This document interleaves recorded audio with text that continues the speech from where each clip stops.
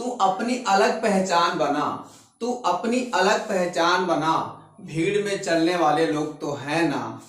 तू कुछ करके दिखा इस दुनिया को, तू कुछ करके दिखा इस दुनिया को, तालियां बजाने वाले लोग तो है ना। हेलो बच्चों, तेज क्लासेस में आप लोगों का बहुत बहुत स्वागत है। और आज आप पढ़ने वाले हैं क्या पढ़ने वाले हैं? सामने है लिखा हुआ है चुंबकीय द्विध्रुव, चुंबकीय द्विध्रुव या क्षण चुंबक, क्षण चुंबक के कारण निरक्षीय या अनुप्रस्थ स्थिति में चुंबकीय क्षेत्र की तीव्रता। आज हम चुंबकीय द्विध्रुव जो होता है, चुंबकीय द्विध्रुव के कारण निरक्षीय या अनुप्रस्थ कह सकते हैं, परपेंडिकुलर लंबवत स्थिति में चुंबकीय क्षेत्र की तीव्रता ज्ञात करने वाले हैं। कोई चुंबकीय द्विध्रुव होता है, कोई चुंबकीय द्विध्रुव होता है तो क्या होता है, उसकी चुंबकीय क्षेत्र की जो स्थितियां होती हैं, चुंबकीय क्षेत्र का जो चुंबकीय क्षेत्र होता है इसी तरह तो होता है। तो यहाँ पे हम आज इस चुंबक के द्वारा क्या ज्ञात करने वाले हैं, उसकी निरक्षीय स्थिति में, अक्षीय नहीं निरक्षीय, नॉन एक्सियल कंडीशन में, निरक्षीय स्थिति में हम ज्ञात करने वाले हैं चुंबकीय क्षेत्र की तीव्रता। तो जैसा कि यहाँ चित्र बना हुआ है, ये क्षण चुंबक है, एक चुंबकीय द्विध्रुव है, इसके निरक्षीय स्थिति में इसके मध्य बिंदु O से R दूरी पर कोई बिंदु P लिया गया है। इस बिंदु पर हमें क्या करना है, ये चुंबकीय क्षेत्र की तीव्रता ज्ञात करनी है। तो चलते हैं सीधा निकाल लें। क्या होता है आप देख रहे हैं, मैंने ये सारी चीजों को पहले से ही लिखा हुआ है। क्या लिख दिया, माना एक चुंबकीय द्विध्रुव जिसका ध्रुव सामर्थ्य चुंबकीय द्विध्रुव की चुंबकीय सामर्थ्य m है, चुंबकीय सामर्थ्य m और प्रभावी लंबाई, इसकी प्रभावी लंबाई टोटल लंबाई 2l तथा इसके केंद्र से निरक्षीय स्थिति में, सेंटर से निरक्षीय स्थिति में R दूरी पर बिंदु P लिया गया है। पर चुंबकीय क्षेत्र ज्ञात करना, हमें परिणामी चुंबकीय क्षेत्र यहीं पे ज्ञात करना है। तो चलते हैं, कोई दिक्कत नहीं, यहां से हम चलते हैं निकालने। तो दिया हुआ है, क्या दिया हुआ है, ध्रुव N के कारण बिंदु P पर चुंबकीय क्षेत्र, क्या ध्रुव N, पोल N, इस ध्रुव के कारण बिंदु P पर हम चुंबकीय क्षेत्र निकालने चल रहे हैं B1। तो B1 का मान क्या होगा, B1 बराबर यही होता है μ0/4 पाई इंटू क्या होता है, चुंबकीय सामर्थ्य बटे दूरी का स्क्वायर। हाँ, पहले दूरी निकालना जरूरी है। यहाँ पे देखिए टोटल 2l है, तो ये आधा l हो जाएगा, ये भी l हो जाएगा। अच्छा, ये l है, ये r है, ये पाइथागोरस प्रमेय त्रिभुज बनाते हुए, ये समकोण त्रिभुज मानते हुए l r, तो ये कितना बनेगा, r square plus l square, ये कह सकते हैं। और इसे क्या कह सकते हैं, ये भी वही चीज होगा, r square plus l square. तो इस तरह से हम यहाँ पहुंच गए। ये वैल्यू, ये दोनों वैल्यू सेम वैल्यू है, समान लंबाई होती है। क्योंकि इसे हमने क्यों निकाला, इसलिए निकाला क्योंकि इस ध्रुव से दूरियां हैं, तो दूरियों की जरूरत पड़ेगी। अच्छा, तो फिर सीधे ध्रुव N के कारण बिंदु P पर चुंबकीय क्षेत्र B1 बराबर क्या हो गया, μ0/4 पाई इंटू m, चुंबकीय सामर्थ्य m बटे दूरी का स्क्वायर। दूरी कितनी है, दूरी यही है, क्या है, r square plus l square का होल स्क्वायर, ये बनाना है, ये बनेगा। तो इस तरह से ये बन गया, इसे हम समीकरण नंबर 1 बना लेते हैं। और इसी तरह से हम कह लेते हैं अब की बार, लेकिन इसकी दिशा, इसकी थोड़ी डायरेक्शन भी क्लियर कर लेते हैं। क्या इसकी डायरेक्शन किधर होगी, ध्रुव N के कारण ये जो चुंबकीय क्षेत्र होगा उसकी डायरेक्शन क्या होगी, देखिए इसकी डायरेक्शन ध्रुव से दूर की ओर, ध्रुव के उधर होगी, क्योंकि ये धनात्मक ध्रुव माना जाता है, धनात्मक होता है, इसलिए इससे तीव्रता जो होगी, चुंबकीय क्षेत्र जो होगा दूर की ओर होगा। B1 है जो कि इधर जा रहा है, किधर जा रहा है, यूं इधर जा रहा। तो कह सकते हैं N से P की ओर, N से पी की ओर, एन से पी की ओर कह सकते हैं। अच्छा, ये तो इसकी डायरेक्शन हो गई, अच्छी बात है। ध्रुव एस के कारण, ध्रुव एस के कारण बिंदु पी पर,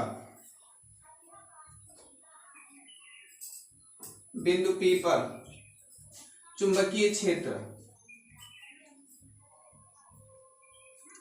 चुंबकीय क्षेत्र B2 बराबर, B2 का मान क्या होगा,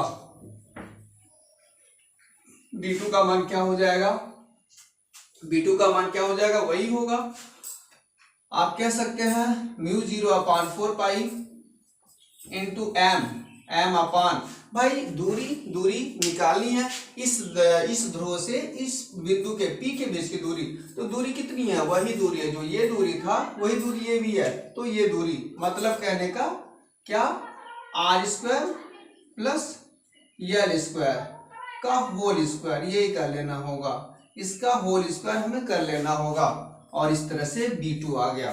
तो इस प्रकार हम कह सकते हैं क्या, B2 की दिशा क्या है, B2 की दिशा P से S की ओर है, कह सकते हैं P से S की ओर, इसकी दिशा। ऐसा क्यों, ऐसा इसलिए कि जो ऋणात्मक ध्रुव होता है, ऋणात्मक ध्रुव की तरफ जो चुंबकीय क्षेत्र की तीव्रता जो होती है वो ऋणात्मक ध्रुव की तरफ होती है, इस वजह से इधर आ रही है और इधर आ रही है।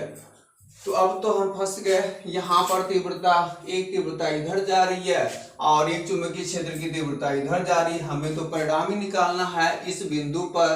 तब यहाँ पर तो एक इधर क्लियर नहीं हो पा रहा।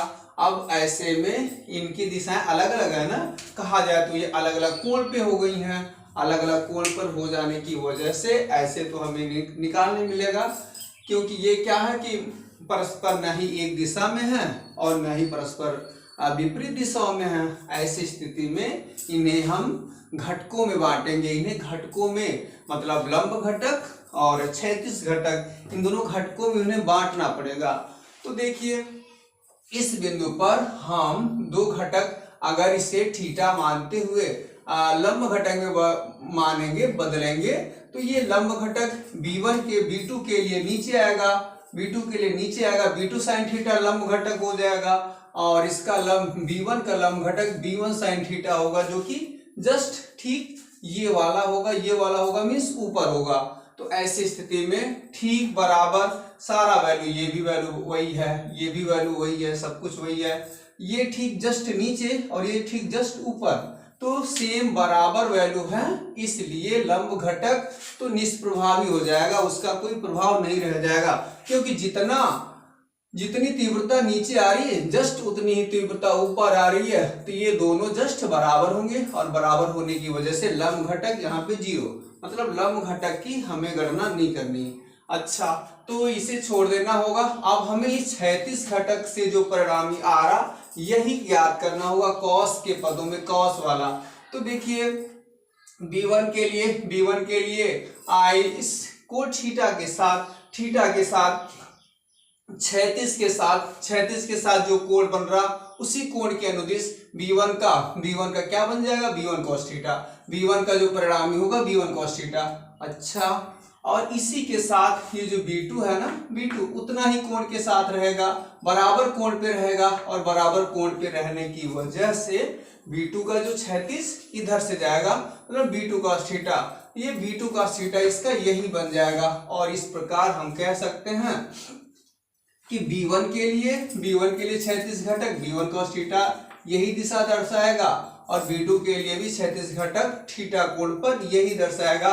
मतलब परिणामी जो चुंबकीय क्षेत्र है B1 cos theta B2 cos theta एक ही दिशा में हो गए, और यही दोनों का परिणामी चुंबकीय क्षेत्र होगा। तो इस तरह से कह सकते हैं चित्रानुसार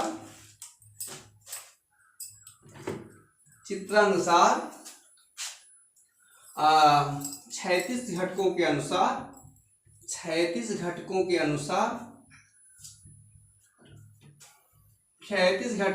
अनुसार बिंदु P पर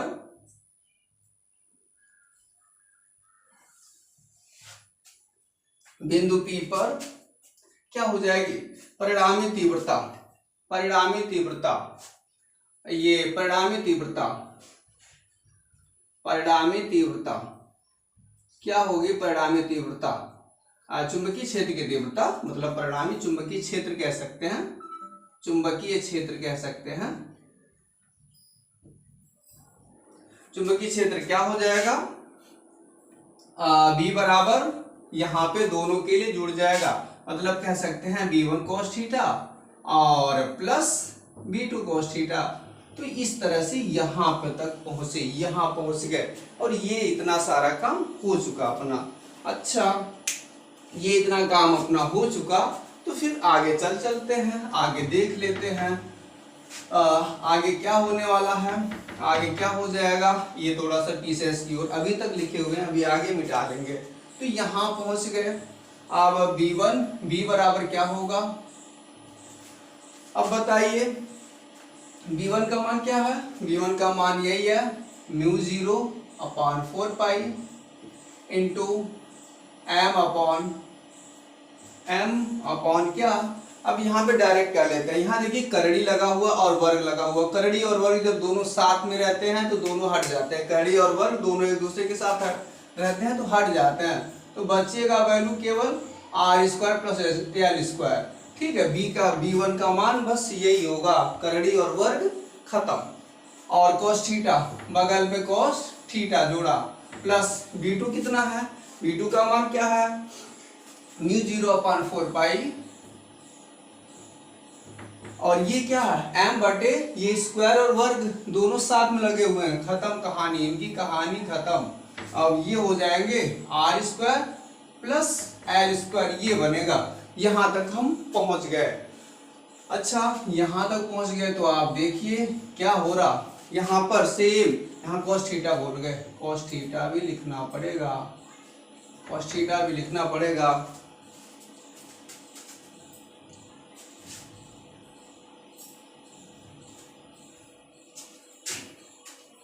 तो ये हो जाता है। अब आप देखेंगे कि ये और ये दोनों सेम है, μ0/4 पाई m बटे r² plus l² cos theta μ0/4 पाई, इस सेम वैल्यू है, सेम है, तो एक बार है तो दो बार कर लेते हैं, एक ये यानी एक ये बराबर 2 μ0/4 पाई और क्या है m और cos थीटा, डायरेक्ट हम लिख देते हैं cos थीटा। ये देखिए यहाँ पे हमने क्यों लिख दिया, क्योंकि सेम ये एक बार लिखा हुआ वही चीज यहाँ लिखा हुआ, जब दो बार लिखा हुआ तो दो लिख दिया, दो आगे हो गया। अच्छा, ऐसा हो गया, और इस तरह से क्या हो जाएगा, ये cos थीटा मैंने यहाँ नीचे लिख दिया, यहाँ ये होगा ये r² प्लस l² और cos थीटा बगल में ऐसा रहेगा। फिर क्या हो जाएगा, फिर यहाँ पे क्या होगा देखिए, हो जाएगा m b equal to, b को आगे कर लिया μ0/4 पाई, दो आगे कर लिया 2m बटे r² प्लस l² गुणे cos थीटा। तो cos थीटा का मान निकाल लीजिए, यहाँ से ही cos थीटा का मान निकाल लीजिए, यहाँ से cos थीटा का, cos थीटा बराबर आधार बटे लंब, cos थीटा बराबर आधार बटे लंब, आधार ये सॉरी आधार बटे कर्ण, आधार बटे कर्ण मीन्स आधार ये कर्ण ये, cos थीटा बराबर आधार बटे कर्ण, आधार मीन्स l और कर्ण मीन्स ये वाला, कर्ण में l² प्लस r², ये बन जाएगा। तो यहाँ पहुंच गए, और बस थोड़ी सी इंतजार की घड़ी है, μ0/4 पाई 2ml कर देते हैं, 2ml अपॉन, अब ये देखिए थोड़ा सा दिमाग लगाना होगा, r² प्लस l² पे करड़ी लगा हुआ है, और यहाँ पे तो ये फ्रेश अकेली अंकें हैं, ये करड़ी के अंदर है, विदाउट करड़ी में है, सेम वैल्यू है, एक बार करड़ी में है एक विदाउट करड़ी में है। तो करड़ी का मतलब होता है 1/2, करड़ी का मतलब सेम वैल्यू है ना, तो करड़ी का मतलब होता है 1/2, और यहाँ पे 1 की घात है प्लस 1। अब बताइए क्या बन जाएगा, 1/2 और 1 मतलब 1 और आधा मतलब 1.5, 1 और आधा को 1.5 कहते हैं, 3/2 कहते हैं। तो इस तरह से direct are square plus L square का होल पावर 3/2 ये कर दिया, ऐसा कर दिया। और एक फार्मूला यहाँ लिखा हुआ दिख ही रहा, पहले से ऑलरेडी मैंने लिख दिया था। चुंबकीय आघूर्ण यम बराबर 2 ml होता है, चुंबकीय आघूर्ण m बराबर 2 ml होता है। तो इस तरह से 2 ml की जगह पे हम क्या लिख देंगे, μ0 / 4 पाई 2 ml को कैपिटल M लिख दिया, 2 ml को कैपिटल M लिख दिया। और एक बात बगल में हो जाए क्या कि L बहुत छोटा है R से, L बहुत छोटा है R से, L बहुत छोटा है, L का मान बहुत छोटा है R से, इसलिए L को खत्म, L गणना नहीं करने लायक है, L बहुत छोटा है L, और छोटा होने के साथ साथ उसका स्क्वायर भी है, इसलिए और भी छोटा हो जाएगा, इसलिए इसको छोड़ दिया। अब बचेगा क्या, केवल R बचेगा। क्या बचेगा, R। थोड़ा सा देखिए, ध्यान लगाइए, थोड़ा R, ये हाँ केवल R स्क्वायर बचेगा, ये खत्म। अगर ये बचा हुआ है तो R पे 2 बचा हुआ, 2 से 2 को काट देते हैं, 2 से 2 कट जाएगा तो R पे 3 बचेगा। क्या बनेगा, R पे 3 बन जाएगा। ये यल खत्म ही है, R पे स्क्वायर ये कट गया, R पे 3 हो जाएगा। और लीजिए आ गया B बराबर चुंबकीय क्षेत्र की तीव्रता, परिणामी चुंबकीय क्षेत्र B बराबर μ0/4 पाई m/r³। तो इस तरह से किसी चुंबकीय द्विध्रुव या क्षण चुंबक के कारण निरक्षीय स्थिति में चुंबकीय क्षेत्र की तीव्रता हम लोगों ने ज्ञात कर लिया। उम्मीद करते हैं ये छोटा सा वीडियो पूरी तरह से समझ में आया होगा, और कहीं अगर कोई प्रॉब्लम होती है तो कमेंट में लिख सकते हैं, उसका सलूशन आगे हो जाएगा। तो इस तरह से प्लीज चैनल